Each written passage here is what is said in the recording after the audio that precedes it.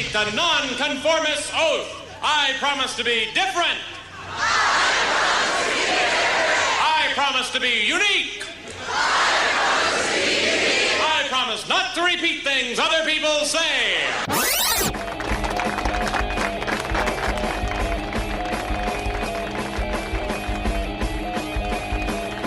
And welcome to Positive Blatherings, another episode where I'm trying to control everything from one room with one computer, and it's proving to be crazy. But I have a very special guest in the studio. As soon as I can... All right, let's just turn that off. It's a work in progress. It works. Hillary Olson, who is now the honcho, at the Rochester Museum and Science Center. Yeah, I'm the new president and CEO. And CEO. I'm still surprised by that. Are you? Yeah. Get the mic real close. Wonderful. Okay, here we go. There we go. Perfect. One thing that you said when you came in here is you're not in charge of all the technology. No. I love technology. I listen about it. I hear about it. I want people to explain it, but I can't be running. Like everything that you just did to set up was amazing to me. Oh, wow. Yeah. That's cool. I don't know, you're running back and forth between rooms and you're calibrating tools. I do that on purpose. It's actually really easy, but I just make it look looking. like, yeah. So you're from Rochester. Mm-hmm. You left for a long time, yep. And then you came back. So I want to go back to when you were in Rochester and when you were going to school, and your background is in science. Mm-hmm. When did that spark first happen? Can you remember? Yeah, I actually do remember, and it's my favorite story. This is the very spark that happened was at the Strassenberg Planetarium, which is now under my purview. Wow, and it was that's fantastic. A field trip, probably fifth grade. I don't know. I think I was about 11 or 12. And we went into the planetarium, and the person doing a show was a woman. And in my head, that woman was an astronomer. She was explaining science to us. She was explaining astronomy. She was explaining light years. Mm-hmm. And my mind got blown by the concept of a light year being distance, not time. And all of these things sort of hit at once, and I decided I wanted to be an astrophysicist. I didn't quite even know what that meant, but I knew I wanted to be one. and then wow. Then it was ninth grade earth science, the second time where that really hit, and we were doing astronomy, the sun and the moon and the earth and how they work together and all these things, and it got so exciting to me that's all I wanted to talk about. And then I got involved in the space program, and all I wanted to do was pay attention to that. And then the Challenger explosion happened. I actually called in sick. Well, I didn't call in sick. I was 12 or 13, but I lied to my mother and told her I was sick so I could stay home and watch the Challenger. And that horrible thing happened, but it was something where I decided I was going to solve all the problems. So that got me interested in science and astronomy, and I ended up with a degree in astronomy. And then I decided I found out that I was a teacher, which was sort of a surprising moment because I didn't know that, even though Interesting. I You found out you were a teacher. I did. I've heard that a lot of people come to that realization where they're like, oh my gosh, this suits me. Yeah. I had no idea. Yeah, I'm passionate. I'm passionate about sharing this information. I have this ability to take something scientific and real heady and complicated and bring it to a place where somebody in third, fourth, fifth, sixth grade can understand it. And then they get excited about it. And that I discovered was my passion. So I wasn't a classroom teacher. Yeah. Oh, okay. So, it's interesting that you bring up the Challenger disaster. Mm-hmm. I was in seventh grade when that happened. And I grew up in South Florida. So on a clear day, we would go outside and you could see. You could watch it. You could watch it. It didn't, that day, for some reason, I think it was cloudy where we were. Because it was far away. I mean, we're in Fort Lauderdale. That's in, near Orlando. So it's like you see if it's a really clear day, you see just the little tiniest thing. Yeah. And for whatever reason, the teacher that I had that period didn't allow it. We might have had a test or something. The whole school was watching it. We always watched it on TV. And I was going from one class to another, and my friend came up and he said, "Oh, did you see that the Challenger exploded, the space shuttle exploded?" And I was, 12, 13. I didn't know what that even meant. I mean, I was I couldn't comprehend. I'm like, what are you talking about? And then in the next class, we were watching the footage and stuff on the news. Stopped. And, at the time I didn't realize it, but that was one of those defining moments in our generation, where, and you remember your parents talking about, I remember where I was the day that Kennedy was shot. Right. And, even though I'm not a science guy, that was still made such a huge impact on me. And for you, that almost changed your trajectory, if you will. It was so personal, and I was alone because my mom and it was left. the first teacher going into space. Right. The first, the first civilian. It was earth shattering. Yeah, for all of us. It was, and I was sitting alone in my house and crying and weeping and trying to figure that out because I wanted to do that. I wanted to be in outer space. I knew that. Yeah, that was a goal of mine. It turned out that I couldn't go up or even have a chance to go up because I had like a minor heart murmur, but it was enough. But that was what I wanted to do, and to see that and to be that was terrible. But later on, as everyone healed from it and the space shuttle program continued to move forward, the one that went back up, the first time that a space shuttle went back up after the Challenger disaster was on my 16th birthday. It had been delayed and delayed and delayed again, and then all of a sudden it was September 29th, 1988. So now you know how old I am. And we're the same age. Okay. And that was so powerful. And all of a sudden it was personal again. It was about it's not, but you want it to be. You want something to really connect to. So that ended up really driving my entire life. How did you get into your line of work that you're in now?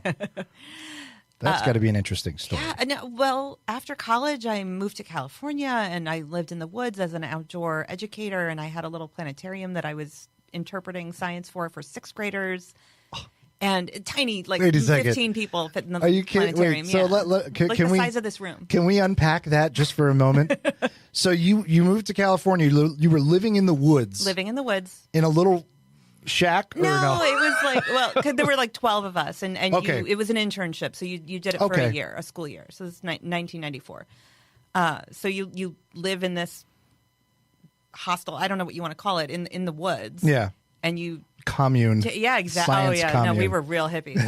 And you're doing science and taking hikes and going up the mountain and things for these sixth graders. But there was a small planetarium and a small museum, and I got really hooked onto that. And I loved that little tiny planetarium. And that was my first sort of, I'm a teacher.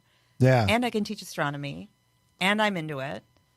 And this is what I want to do for the rest of my life. And there's no money in it. And I will and my father was like, what in the heck are you going to do with a degree in astronomy and a minor in marine biology? And I was like, I don't know, but it's going to be awesome. That was my whole answer. I don't know. That's great, though. Yeah. So, I mean, your desire to be involved in science is so selfless. Yes. I think, would you say that that's kind of how it has to be in a lot of ways? If you want to teach it, yeah. Especially if you want to teach it, because it's not about me, but it's about more people getting involved in more and just asking questions. And really, I think that's where it came down to, is that science was the place that I could ask something and find an answer. Yeah. In almost all things. And that's all I wanted to do is ask questions and find answers. And I still have that, like, oh my gosh, there's so many things I don't know in the world, and every day I can learn something, or 100 things, or 1,000 things if depending on what you focus on. Yeah. And science allows you to do that. And there's almost nothing else. There's, if you think about history, we have many, many interpretations of times in history. So there are those sort of openings of doors. But it wasn't the same for me. I just wanted to be able to figure out how something worked, what this meant, and then also to be able to translate that for kids, for them to understand that science is not scary, math is not scary. It actually answers our questions. So, because math is still scary to me. Well, I mean, there's a lot of math I can't do. I appreciate that. Yeah, there's most math I can't do, and I probably could, but I did not have the right set of teachers when I was learning math, and when at the time where it became difficult for me, and I could have used the extra help and the right kind of help. Mm-hmm. And there's an art to that, Oh yeah. Instead, I was scared away from it, as opposed to, someone helping me make it fun or whatever. Right. Make it applicable. I mean, that's the whole problem with math, I think, is that people say, well, why? When am I going to use this? Why do I need this? And figuring there are so many things, again, that math answers. Oh, yeah. But having the teachers really say, and this tells you this, and this tells you this, and that's why it's necessary in your life and in the concept of science and all these other things in discovery, you need this math. But no, math is presented as a sort of a boring, you got to take it. Right, yeah. So a must do, just get it over with. And what is your favorite kind of science? Oh, biology. Biology. Yeah. So the museum itself has collections that are biological. We have specimens going back. We have Native American artifacts. We have mastodon skeletons. We have birds, eggs, all kinds of things like that. So there's a lot of biology that happens there, but we're also a science center. So there's physics and chemistry and all those physical sciences and math and technology and engineering. And those are the things that I love to learn, but I don't know enough about. So again, this is where I get to learn every day. That's interesting, because just the layperson, here I am talking to the president and CEO of the Rochester Museum and Science Center. And my automatic opinion is that she's an engineer. Well, not necessarily an engineer, but that you're a science person and you know all the science. Yeah, none of us do. That is a myth. So biology is where you really focus on, where you really have fun. Yeah, the natural sciences. That's where I have fun, but I have fun in all of it. Again, some of it is just about learning. And it's I can see you being that teacher that inspires the kids. So I had a teacher like that in my senior year, physics. He was the most feared teacher in my school, Mr. Volpe. The first day he was shouting at us, "You have no rights in this class. Oh gosh, you have no rights. You not." And he's going through this whole thing.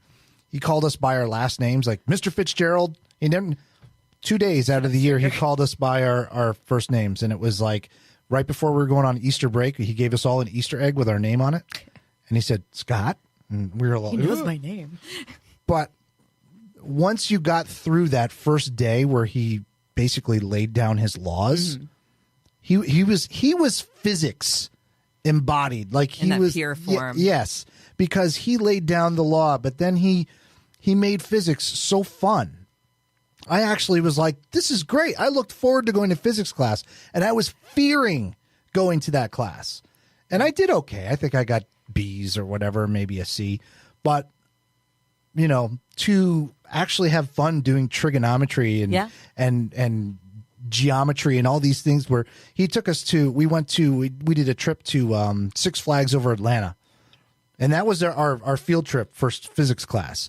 And he said, "Okay, we're going to go and have fun at the park. You have to have one problem. Come up with one physics problem that has to do with one of the rides." Oh, wow. And we had to come up with it. Amusement park physics is the best. That is the best place to take a physics class. But that's He's a fun. genius. Exactly. He inspired, it's not like I went into physics or anything, but I did way better in that class, and I got way more out of that class, and memories that lasted, forever. Now, right. And you're talking about him today. Yeah. So it's like, but I can't, there's math. I don't remember my math classes. I remember my freshman year algebra teacher had bad breath. Oh, that's what I remember. That's the memory. Wow. Oh, no. So anytime someone tries to throw a quadratic equation at me, I get a little queasy. Toss them a mint. Here you go. Altoid. But that's the job of museums in general, is to say, look, and our museum is a science center. We take something that is physics, the science of sound, or just how balls might move when they hit each other, whatever it is, and you make it fun, and you say this is actually illustrating a core principle of physics, but it's fun. Yeah. So you start off with the fun, and then you get to physics class, and you say, I did that in the museum, and it was awesome, and now I understand the math behind it, or I did that math in the museum, and now I understand the science behind it. but it gives you that opening. And that's what we try to do in museums every day, is just get people to have fun with different elements and aspects of science, so that then when they run into it in their daily lives, they're not afraid of it. They say, oh, I actually know, I understand a little bit about this, and I can understand more. And that's our only goal, is to take people from wherever they are and bring them up. And bring them up and bring them up. And then you can get as deep into it or as lightly into it as you want. But being a good citizen is understanding how science works. So that's interesting. That's an interesting point. Yeah. Being a good citizen. Absolutely. If you're going to be... That is so true. Yeah. And I never really thought about that. But being a good citizen of this planet. Yes. Is understanding, or at least appreciating the science. Right. But if you understand, if you're being asked to vote on something and you don't understand it, if it's an agricultural thing, or if it's sure, or even voting with your with your money, as everyone says, are you going to buy organic produce? Do you need to? Maybe you do, maybe you don't. Maybe it depends on what it is. But if you understand the science behind it, if you understand the science behind why we need honeybees, if you understand the science behind why climate change is happening, and all of those things, then you can actually become a better citizen of the world. And I don't care what political landscape that you live in. I just want you to become a more informed citizen. Yeah. And science is a way to do that. And museums are a great way to do that, because not everybody has the time to, grab a textbook and learn whatever it is that you're interested in. But going to a museum, you have a lot of different little things that you can go and at least it'll spark something. It'd be like there's what is that? What do you call it? The big electric the Tesla coils. The Tesla coils. Yes. Sorry. No, that's okay. That was I've been taking my kids to the museum for at least one day out of the summer. Sometime the last 2 years, we went multiple times. Excellent. Membership pays for itself in 2 visits. See? That's not a plug. I didn't just do that. No, and you can. And actually, that's a really good point, because we did have membership. And anybody that comes more than twice is going to get a membership. So, and when you go a lot, like if you have a membership, you'll go when you normally wouldn't go. Yeah, because you can show for a half an hour. Because you just show, It's like, oh, this is so cool. It's so worth. Like I can't tell you how many times I was downtown and had 45 minutes to kill, and I'm like, well, I don't want to drive all the way back to Fairport for 45 minutes. I'm like, I go over to the museum. I'm gonna go play with the Erie Canal Lock. Exactly. I like the remote control boat. The ROV. Yep. The ROV. That thing's fun. I love that. That's a lot of fun. I actually. Couple of times I have to like push little kids out of the way so I can. Oh, you wouldn't believe there's a line, and then the adults, and then the dads are like, no, I can do it better. And they can. There's some 7-year-old that like has the dexterity to do it because they've been playing video games all their lives, and they can move that thing on a hairpin, and we all can't figure that out. You're over 40, that's it. So going back, sorry, you're in the woods in California. Yeah. Being a hippie. That's why it's the blathering, because we just go right. No, I love it. How did you get from there to working in a museum and running museums? I ended up at the Griffith Observatory and Planetarium in LA, and then I ended up because that was part-time, and that was great, but it was part-time. So I ended up in a full-time position at the Los Angeles County Natural History Museum. Wow. And that's when I was like, this is... But that's a big deal museum. It's huge. It is huge. And it's not just that museum. It's the La Brea Tar Pits, too. So you're sort of drifting back and forth between the two. There's so many different programs. I was running the public education side of it. That was super. That was it was a promotion. They were like, oh, look, you're available. So some of these things happen by accident. And I was reading, all of your work in positivity and everything. And yes, I am working hard, and some of this is luck. Yeah. And some of this is right place, right time. And I'm absolutely willing to share that. So that was amazing. And I was there and doing such good work in LA. And then I decided to leave my ex-husband and move back to New York and sort of start new. So I ended up at a children's museum on Long Island and got recruited for a job in Philadelphia at the Franklin Institute Science Center, where, again, there was a promotion, right place, right time, where I ended up running the theater programs, which included our planetarium and the public telescope. and all the educational programs, the floor programs, and it Wow. was so much fun. And we were blowing stuff up every day, and there's explosions, and Ben Franklin's looking at you because it's the Franklin Memorial is there too. He's So just staring at you all day, and it's like Do his eyes follow wherever you go? yes, yes, or some of us felt that way. But so yeah, I mean, it just became a career, and in there, while I was in New York, actually, I went back to graduate school and got a graduate degree it's called Leadership in Museum Education, or the Museum Leadership Program. It's a thing. That's a great, wow. Yeah, Bank Street. And they graduate like 12 or 13 people every year. And you are those, so now I have networks of people that are running museums all over the place, because that's what you do. If you say, I want to run a museum, you go to this program. It's not the only program, but it's one of the major ones. You go to this program, and then you sort of are moving around and trying to figure this out. But a lot of us have risen to the point where we are leading museums. So could you go to just about any museum in any large city and know the person running it and be like, hey, it's Hillary, can I... A lot of them. Yeah. More science and natural history museums, not so much the art museum world, but a little bit of that. That's really cool. I didn't know that. I always actually wondered, there's a lot of jobs that people have that I always wonder, how do you get there? Apart from working your way up from, I was, I worked the front desk and sold tickets, and now I run the thing, which is just, people do too. Right.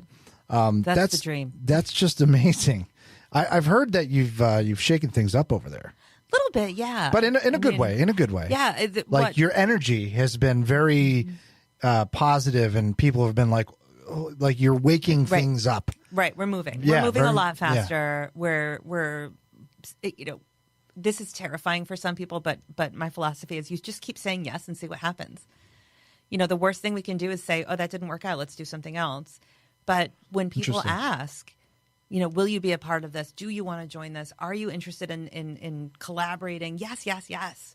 Because we need to get out further into the community. We need to make sure that everyone feels welcome at our museum, that it's not just people that have always come and the types of people who have always come, but anyone can come to a museum and get something out of it and love it.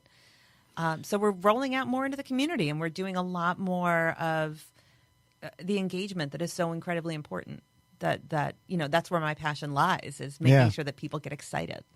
I think, is it a natural progression for someone to go from science education into museum leadership? For some of us. A lot of the museum leaders are people who used to be fundraisers. See, that's what I would think. Yeah. I would think that it would be more of the, coming from the administration world rather than the hands-on education world. And I think that's a really positive score for us here. Oh, yeah. That you came back and you've got all of this education background and this passion for getting science to the masses, especially to the young people. And then here you are in our museum, and it's like, boom. Yeah. Come in. Yes, and it's fun. Be a part of it. It is so much fun. And again, science and history and culture can be fun and engaging for everyone. And I think that, there's a part of it. I'm from Brockport. So there's also a part of it that's so, I was doing good things at the museum where I was. I loved it. And I don't think my plan was not to leave there. Would you come from Philly to here? Or from you Milwaukee. I was actually at the Milwaukee Public Museum with, running sort of all of the front face of the museum. So all from education and visitor services to theaters, planetarium, retail, food services, events, all those different things, marketing, public relations. So I was loving that job. But this specific job opened, and it had been held by Kate Bennett, an amazing woman, for 22 years. And I remember having a conversation with my father a couple of years ago where he said, oh, when are you coming home? And I said, Dad, there's one job in Rochester, New York that I could have, and it's taken. So when she announced her retirement, there was an article in the paper, and he sent it to me, and he said, is this the job? And I was like, oh, my God. Oh, my gosh. That was amazing. So taking that idea and going back to what you said before, there's a lot of luck. Oh. Do you really believe there's a lot of luck? How much, really, like, playing the lotto kind of luck? I don't know. That's because I have a theory that this has always been like this job, and being back here has always been somewhere in your subconscious mind. And your subconscious mind, like I'm big into, auto-suggestion and all that kind of stuff. And I believe that somewhere in there, your mind was going, let's make this decision because this is good. You know what I mean? Like the greater, right. And to get all mystical on you, but the universe had that plan for you. And it was in somewhere in you, you had that idea too.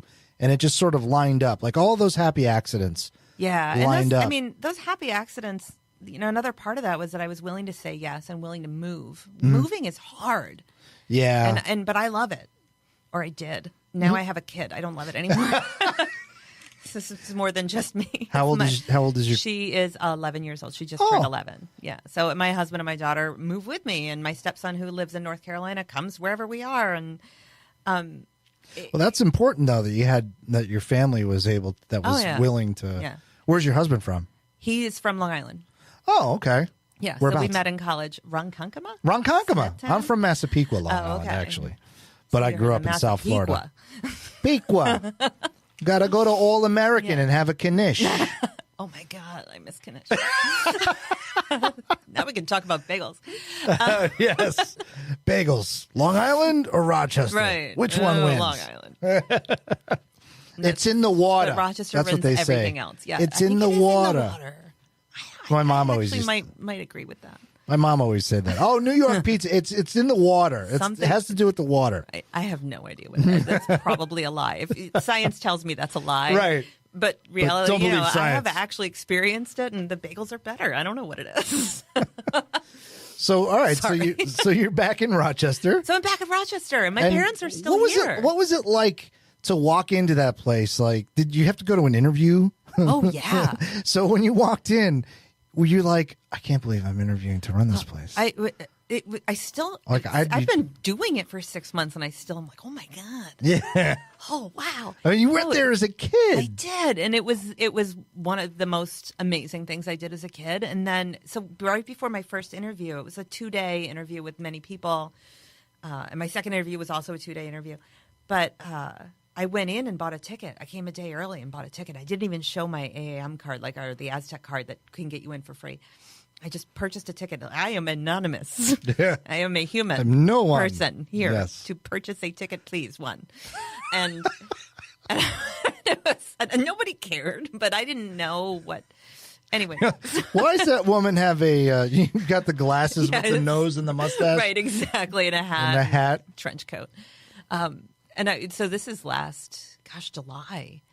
And I'm walking through, and some of it is similar to what it was, and some of it is completely different. And I'm just experiencing everything, and I'm going to the shows, and and everybody's there with a family, and I am one human and sitting in the back corner and watching that Tesla coil show. The electricity show was amazing, and we had something like that at a previous museum, and I was like, why didn't we think about the Faraday cage in the middle, and who's not? Oh my gosh! And I'm calling them and sending text messages to old museums saying you should do this. Huh.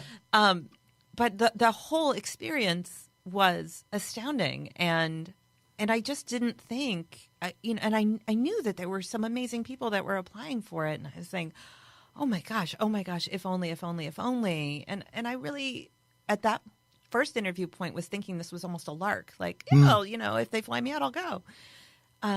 And then I started talking to people in the community and realizing there were people I knew still, and the board members were super engaged, and the community was super engaged. The kids that I was sort of experiencing this museum with were so happy, and I just all of a sudden, at that first moment where I thought, oh, this will be nice, and then I got in there and I was like, oh my God, I want this. I want this so badly. This I can do. This is amazing, and I'm gonna, and here are the things that I might change, and here are the things that I just love, and all of it was so powerful that by the time the second interview came around, I was like, well, of course you're going to pick me, and here's why. So I think I think that's the key to your success right there. That attitude that you've had from our 20+ minute discussion right now. I believe that you've had that kind of attitude throughout your entire career when you've been like, oh yeah, no, this is happening. Yeah, but you can't just. I don't know. You can. I guess you can. But also, like, what about the other people that were applying? Didn't they? They didn't have. Their path is somewhere else. Yeah. I don't know. I mean, it was so good. And then when I got that call, I was like, oh my God, really? Really? Me? Oh, wow. Okay. Yeah, are you sure? Yeah. I mean, and so what an exciting opportunity. But my gosh, what a responsibility. Yeah. And so that's what I'm living under now is this. You can't screw this up. This is your home. This is your museum. This is your passion. This is your love. You have to put everything into it 7 days a week. I mean, and so that the responsibility now is I can hold it, but I need an entire team and an entire community to help me to hold that because it is essential and important. And terrifying. I mean, this is a great community for that kind of support, though. I mean, how have you felt in the since you got here? Very welcomed, and people are excited to talk about the museum, to hear about the museum. They want to know what we're doing. They want to talk about something they saw 3 years ago and said, oh, I saw an exhibit on this. And I say, oh my gosh, we have something coming on this and it's going to be just as engaging in a completely different way. And, so when we talk about, like we have an upcoming exhibit on science fiction technology. It's called Sci-Fi Tech. We're going to have R2-D2. We're going to have a Terminator robot. We're going to do, I mean, there's so many things to do and see. We actually have one of the DeLoreans from Back to the Future. You don't. We do. We will in Marty! October. I know, it's going to be amazing. So Great Scott! So that's the kind of thing that I get to talk about and then and the things that we're working on for the future and all the different changes that we're making. And some of those are slow and expensive and some of those are fast and easy. And I'm trying to get the fast and easy ones rolling. Again, let's try it out. Let's see if it works and do this demonstration and people love it or they don't. And then we'll do something else. So, you can pilot things. You can test things out. We have the general public in front of us. Yeah. Let's let them help us figure out what's the best possible way to translate this science or this history or this culture, this thing about Rochester, whatever it is. So the public sees all these new things, and it's not because we're doing that many new things. We're just trying out things that we've either done before or done in a classroom, but didn't do, out with the public or whatever that is. But all this trying is leading to this increased energy. And I think people really enjoy that interactivity, being a part of those things. They feel like they're more involved, and it's not just a monolithic organization. Right. It's organic now. Which is really cool. Yeah. I'm so excited that you're here. I'm glad that our paths crossed. Oh yeah. Thanks, Deb. Thanks, Deb Ross. Thanks, Deb Ross, for coming into the radio station, and I look forward to possibly running into you over at the museum when I bring my kids. When I bring my kids over in the summer. But if there's one thing that you could, let me see. I got to change this up for you. I was going to throw out a science question. No, I wasn't going to throw out a science question. I don't have any of those. Right. I don't know. Flip through my science book here. Exactly. No, I was going to ask you if you could change one thing, but I don't think you would want to change anything. Well, I think we make small changes every day based on how people learn, based on what people like, what they want, what's trending. You got to do that. You got to pay attention to that. Yeah, no, other people do that. I'm like, I don't even know how to make that go. On the social medias. On the social medias. Right. On the interwebs. Right, on the interwebs, on Google. I heard it's a series of tubes. Yes, so many tubes. All right, what would you tell people to do as far as science? Ask questions. Yeah. Figure out the answers. And also become that person that says, I'm not just going to look something up on Google literally and see the first thing that comes up and decide that that's the answer. Be a little more discerning. Figure out your sources.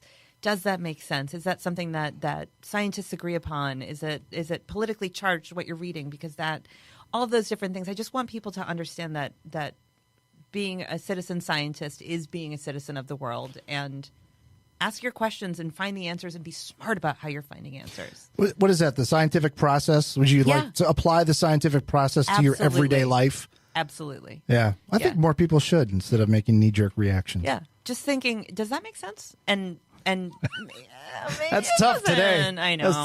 Does that make sense? No. But it still can. Right, but still I saw happened. it written. It was on the inner tubes.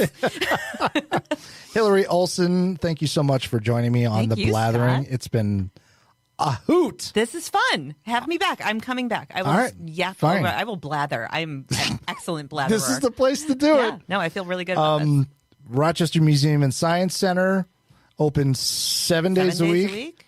RMSC.org. There you go. Thank you so much. Thank you. And music out. Yay!